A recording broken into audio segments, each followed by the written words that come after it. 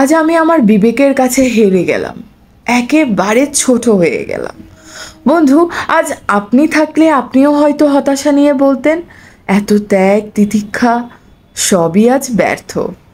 এদেশের স্বর্ণালী ইতিহাসের গর্বিত সব গল্প আপনার মুখেই শুনেছি।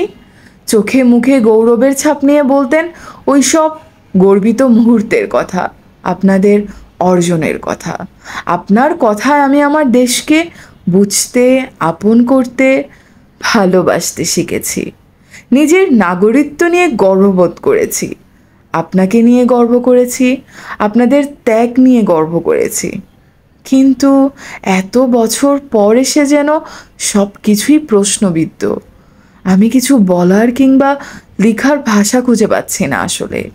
লজ্জা হচ্ছে আমার, আমি নিজের বিবেকের কাছে ছোট হয়ে গেলাম, একজন নীরব দর্শক, হেরে যাওয়া একজন দেশ উন্মোচকের নাতনি আমি।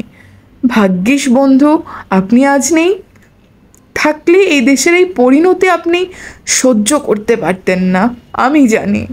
সরি বন্ধু, আপনাদের ত্যাগগুলো আমরা ছোট করে ফেললাম, ক্ষমা করে দিবেন আমাদের। পরাজিত 2024-এ আজ যদি দেশ পারত, সে নিজেই চিৎকার করে কাঁদত।